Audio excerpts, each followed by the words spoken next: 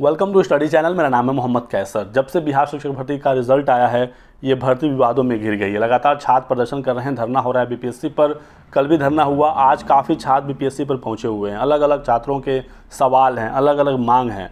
सबसे बड़ा सवाल कट ऑफ को लेकर है, इतना ज़्यादा कट ऑफ कैसे चला गया। फिर काफ़ी छात्र ऐसे हैं जिनका कट ऑफ से अधिक नंबर है, ठीक है, उनके कैटेगरी में सीट्स भी हैं लेकिन उनका चयन नहीं हुआ। सीटेट में जो फेल हो गए उनका रिजल्ट क्यों आया, कैसे बीएड के छात्रों का पीआरटी में रिजल्ट आया, सीटेट फेल छात्रों का क्यों रिजल्ट आ गया, ठीक है। तो ये कुछ सवाल थे और बीपीएससी के चेयरमैन साहब ने ट्वीट के माध्यम से जो FAQ है, फ्रीक्वेंटली आस्क्ड क्वेश्चन, जो सबसे ज़्यादा सवाल पूछे जा रहे थे, उनका जवाब इन्होंने अपने ट्वीट में दिया है। सवाल भी हैं और उनके जवाब भी इन्होंने दिया है। तो देखते हैं क्या उन्होंने अपना स्पष्टीकरण दिया है।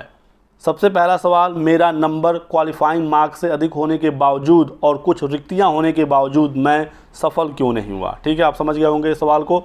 फिर दूसरा है, कुछ सफल अभ्यर्थियों से मेरी संख्या अधिक होने के बावजूद मैं सफल क्यों नहीं हुआ। ठीक है। फिर है, कुछ बीएड अभ्यर्थियों का प्राइमरी में रिजल्ट कैसे घोषित हो गया। फिर सीटेट में असफल अभ्यर्थियों का पीआरटी में रिजल्ट कैसे घोषित हो गया। और फिर है कि मुझे अपने पसंद का ज़िला क्यों नहीं मिला। ठीक है, तो यहाँ पर लगभग 7 इन्होंने आंसर दिया है और कोशिश की है छात्रों को संतुष्ट करने की। देखना होगा कितने छात्र इससे संतुष्ट होते हैं। पहला यहाँ पर है कि दस्तावेज सत्यापन में 10,000 से अधिक लोग अयोग्य घोषित कर दिए गए हैं। तो कुछ लोग यहाँ पर अयोग्य घोषित हो गए हैं डॉक्यूमेंट वेरिफिकेशन में। जो आपने डॉक्यूमेंट अपलोड किया था, बीपीएससी ने अपने लेवल पर उसका एक बार वेरिफिकेशन किया है और वहाँ पर उन्हें जो लग गया कि बिल्कुल फर्जी है, तो 10,000 से अधिक लोगों का ऐसे में रिज़ल्ट ही रोक दिया गया बिना उनको कुछ इन्फॉर्मेशन दिए हुए।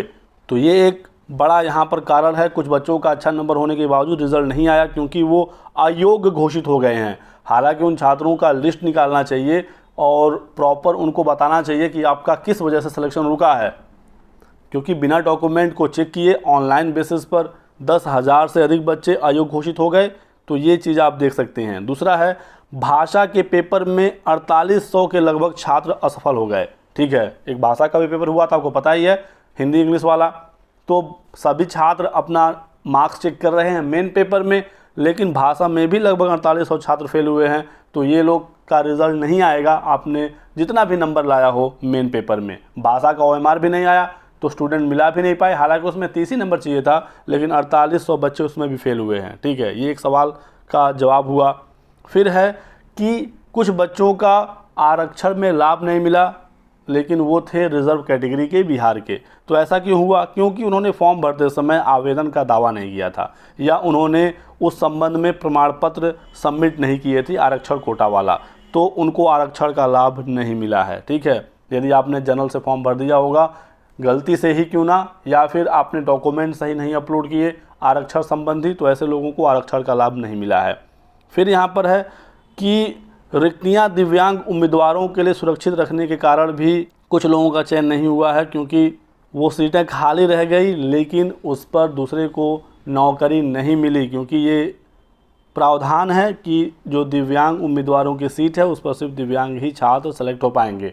और अपने प्रेस कॉन्फ्रेंस में भी चेयरमैन साहब ने कहा कि ऐसे दिव्यांग छात्र जो सामान्य वर्ग का जो अनारक्षित का कट ऑफ है, यदि वो पार कर लेते हैं तो उन्हें आरक्षित में भेज दिया जाएगा।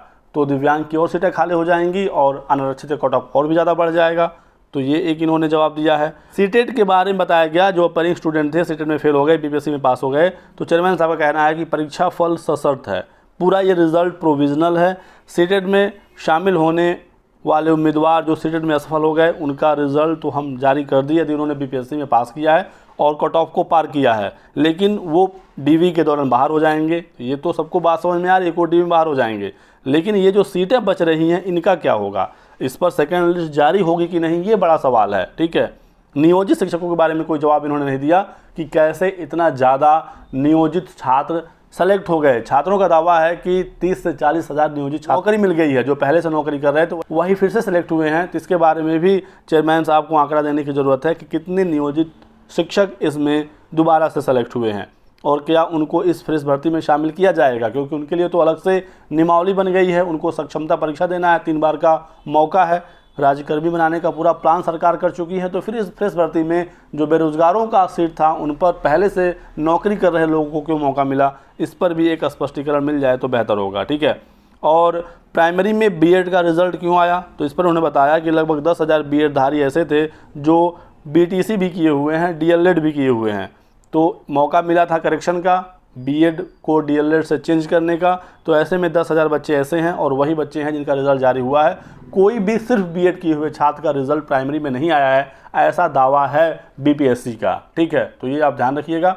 यदि आपको कंफर्म पता है किसी का रिज़ल्ट आया है प्राइमरी में और सिर्फ उसने बीएड किया है तो आप इसकी शिकायत कर सकते हैं, लेकिन आप पहले बिल्कुल आश्वस्त हो जाइएगा, क्योंकि चेयरमैन साहब का बिल्कुल साफ कहना है कि जिन्होंने बीएड के साथ डीएलएड किया था, फॉर्म में अपडेट किया है, हमने उसी बीएड का रिज़ल्ट जारी किया है प्राइमरी में। ठीक है, और एक से अधिक सीट पर जो छात्रों का रिज़ल्ट आया है, इस पर उन्होंने कोई जवाब नहीं दिया कि उच्च माध्यमिक प्राइमरी तीनों जगह उन्होंने रिज़ल्ट जारी कर दिया, इसकी वजह से सीटें ख़राब हो रही हैं। प्राइमरी में बहुत सारे छात्र सेलेक्ट हो गए, जो ज्वाइन नहीं करेंगे वो माध्यमिक में या उच्च माध्यमिक में करेंगे। तो ये जो सीटें बच रही हैं, इसका क्या होगा, इस पर वेटिंग लिस्ट आएगा कि नहीं आएगा, तो इस पर भी जवाब देने की आवश्यकता थी। और जिला आवंटन को लेकर उन्होंने कहा कि जिला का आवंटन सभी को ऐच्छिक जिला में देना ये ना संभव है और ना ही आवश्यक है। ये संभव है ही नहीं कि सबको उनका मनपसंद जिला मिल जाए, और ये आवश्यक भी नहीं है, क्योंकि इतने बच्चे हैं, बहुत सारे बच्चे हो सकता है एक ही ज़िले को सेलेक्ट करें, वहाँ पर उससे कम सीटें हों, तो सबको पॉसिबल नहीं है एक ज़िले में नौकरी दे पाना। ठीक है, तो ये कुछ चेयरमैन साहब के जवाब हैं। कितने आप संतुष्ट हैं बताइए कमेंट सेक्शन में, और इसके अलावा भी आपके कोई सवाल हो तो लिखिएगा। ठीक है, इस वीडियो में बस इतना ही। वीडियो को लाइक करें और हमारे साथ बने रहें। Thanks for watching.